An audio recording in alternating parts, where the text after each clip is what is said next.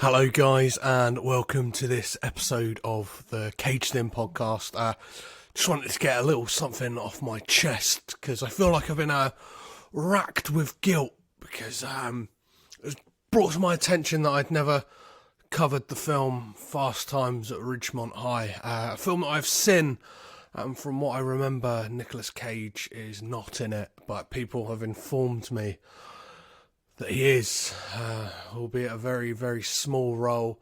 So small, in fact, that he doesn't speak, but I often lay awake at night and just toss and turn, and voices plague me. Your podcast is shit. Your Nicolas Cage podcast sucks balls. This is the Your worst podcast Nick is Cage really podcast shit. I've ever heard. I consider myself to be a Nicolas Cage connoisseur, and this podcast doesn't This know is the jack worst Nick about Cage Nick. podcast ever.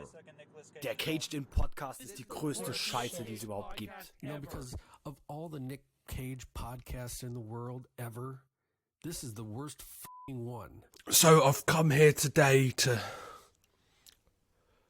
say to you guys that I'm not going to actually watch Fast Times at Ridgemont High again because I believe that it's not worthy of my time to watch it because there's not enough Cage in it.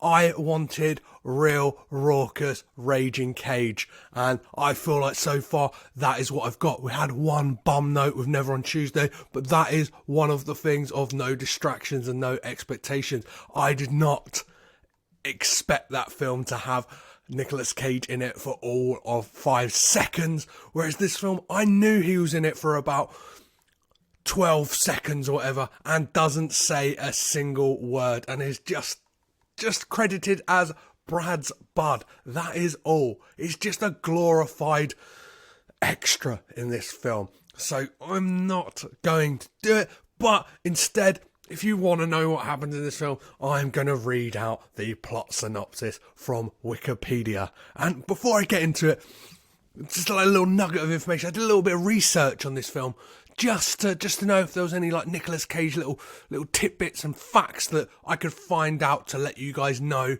like what this could have been. And one of the greatest ones was the fact that Nicolas Cage was originally supposed to play the lead in this film as Brad, but apparently his audition was too off the wall, too wacky, and they were like, nah mate, we're going with Judge Reinhold because you have lost the fucking plot.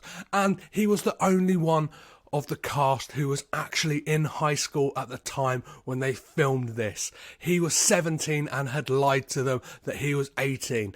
They didn't want someone who was actually in high school because this film can get pretty raunchy, apparently. From what I remember, you see Phoebe Cates is titties, they're hanging out, there's a very famous pool scene, but I'm not going to go into great detail because I'm not watching this film again, okay? So here is the plot synopsis, if you do care, and it's not my words, these are the words of the people over at Wikipedia. Here you fucking go. Fast Times at Ridgemont High. Oh, and to warn you, this is not a short plot synopsis either, so you're getting every single bitter, twisted, pathetic word that is written on Wikipedia, and it goes a little like this. Brad Hamilton is a popular senior at Ridgemont High School and is looking forward to his final year of school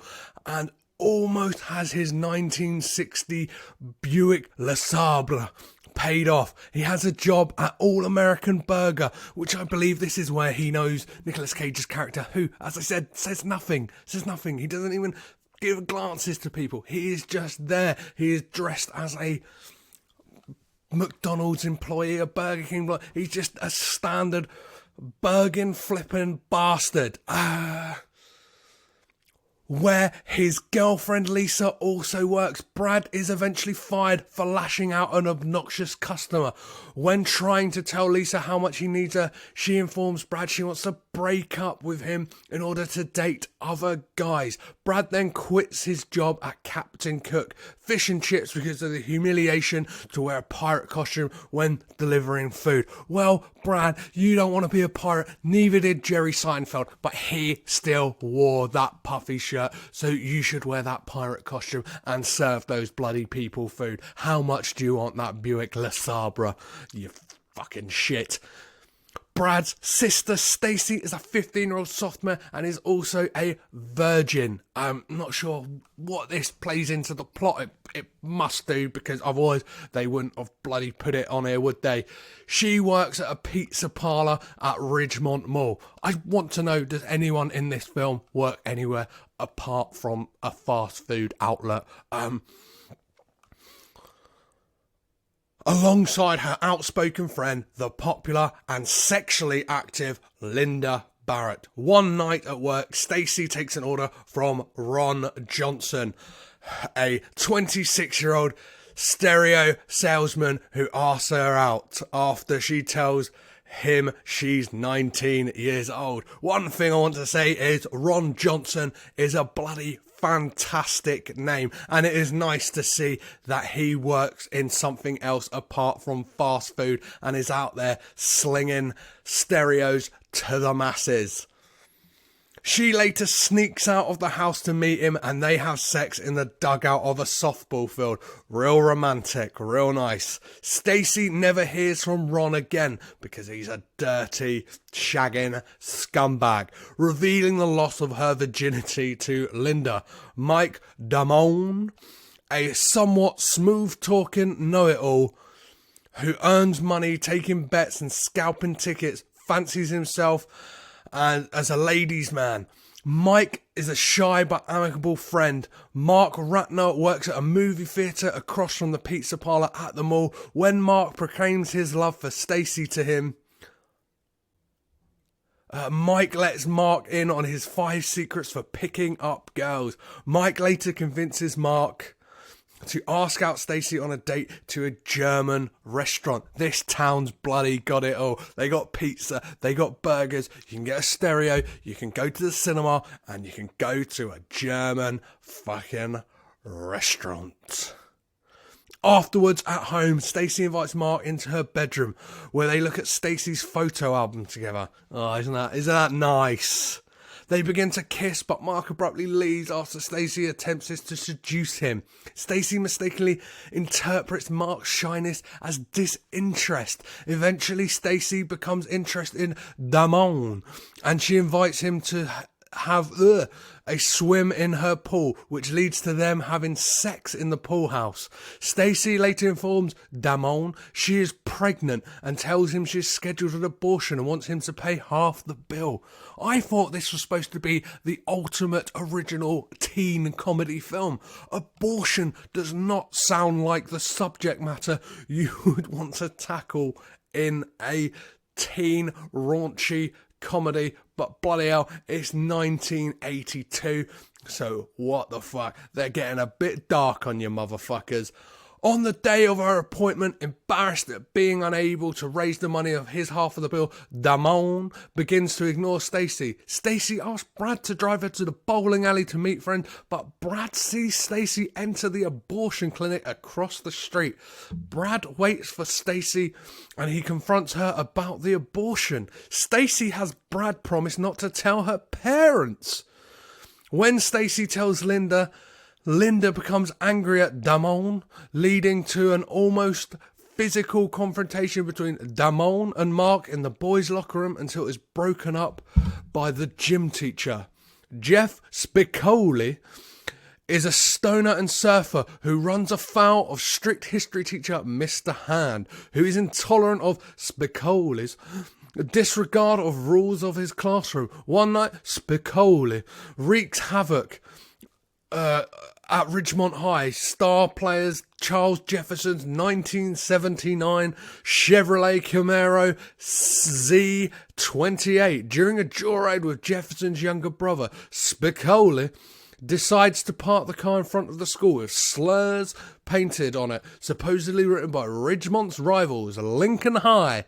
When Ridgemont plays Lincoln, Jefferson, furious about his car, trashes several of Lincoln's players and wins the game for Ridgemont.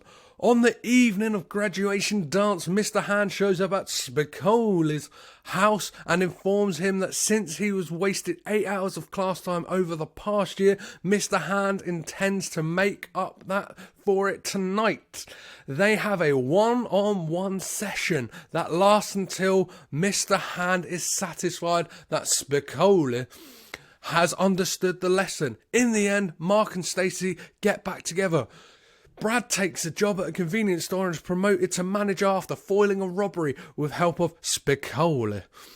The fates of some of the other characters are revealed in an epilogue. Spicoli saves Brooke Shields from drowning and then spends the reward money hiring Van Halen to play his birthday party. Linda gets accepted to UC Riverside and moves in with her abnormal psychology professor. Damone gets arrested for scalping Ozzy Osbourne tickets and gets a job at 7-Eleven. And Mr. Hand believes everybody is on dope.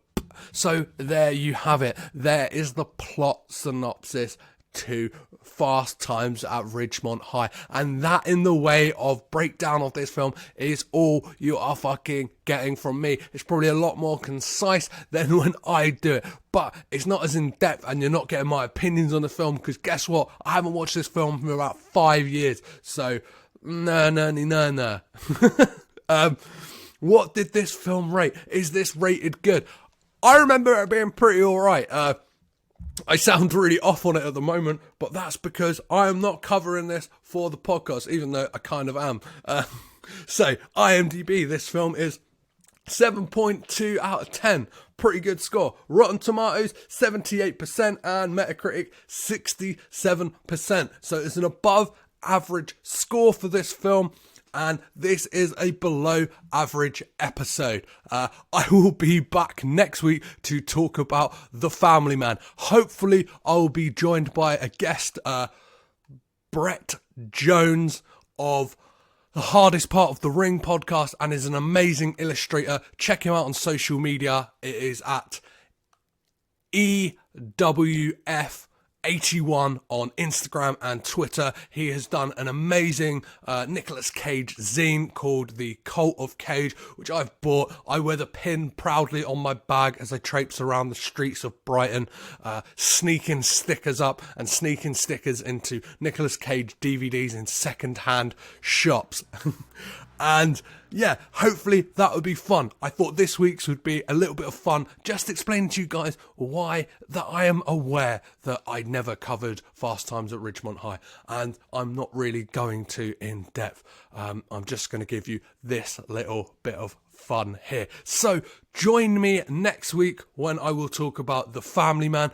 And as ever, I have been Petros Patsilivas. I have been Caged In.